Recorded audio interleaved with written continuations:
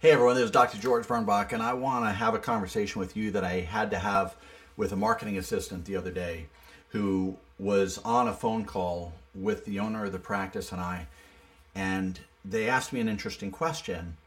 They said, "What's wrong with my practice?" And the answer to that is often quite interesting. It's usually a lot simpler than you think it is. And so my answer to that is a question straight back to them, which is, when is the last time you bought your own product?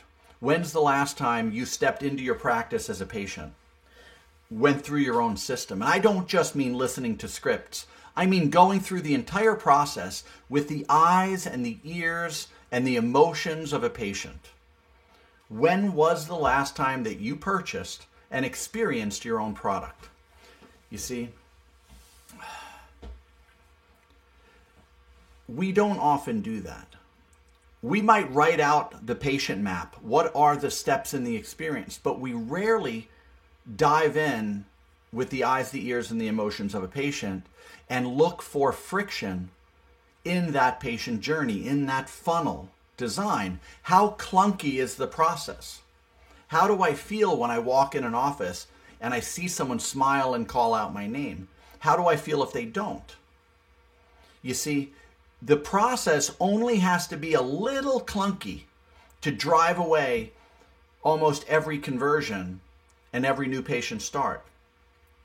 So we have to start by going through the system and documenting not just the steps of the process, but the emotions that we're feeling in the process. Start by understanding what the outcome is we want and compare it to reality. All real change starts with a critical look at the truth. But if you don't have a solid point of reference as an owner, as a manager, as a marketing assistant, you're going to fall into the habits of assuming that things are happening the way that they were trained to happen. In other words, we'll be focused on the wrong things and solving the wrong problems.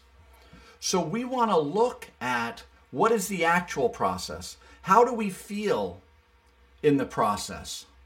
And I want to look for the friction, and I want to look for the value. The friction is anything that, it should have been done better. It could have been done better. Because just the smallest amount of friction creates a distraction, and distractions inhibit transactions. People will not buy if they feel friction in that process, you see?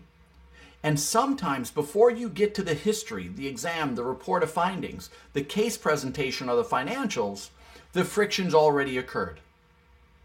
And you may not have even known. So here's the drill for this week. I want you to go through your own product. Go through your own website. If you were a brand new patient arriving on your website, how does the process feel? Is it smooth or is it full of friction? Walk in your office as a patient. Look at it with a patient set of eyes. Listen with a patient set of ears and see what's clunky and see what's smooth. Is the process fun? And I'm totally serious about fun. One of the strategic tenets I hammer home to practice owners about their practice is it needs to evolve. It needs to evolve from being efficient to being efficient, effective, and fun. Everything should have that sense of, I really enjoyed that. Because from the patient side, they're prioritizing coming to see you instead of doing something else. And if you don't make it enjoyable and fun and memorable, they're going to go find another way to spend their time or another office to spend their time in. We don't want that for you. So think about this concept that distractions kill transactions. If you're not on your own email loop, get on there. If you're not in your own text message chain, get in there. If you can go as a patient to your website and feel fantastic about the process, you know you have it moving in the right direction. And if you can go into your office as a new patient and you walk out going, I love the way that I was taken care of today. If you can do that, fantastic. And if you can't, there's no judgment. Let's just fix it. And I bet you can get your conversion rates, your retention rates, to double or triple by making the practice more enjoyable. So don't take it for granted that things are being done a certain way. And you don't have to use secret shoppers. Just walk through the process with a different set of eyes and ears and emotions, and take notes on anything that isn't exactly the way that you want it to be. And you will find all the little things that we can work on together. All right, my name is Dr. George Birnbach. Good luck with this. Do it this week.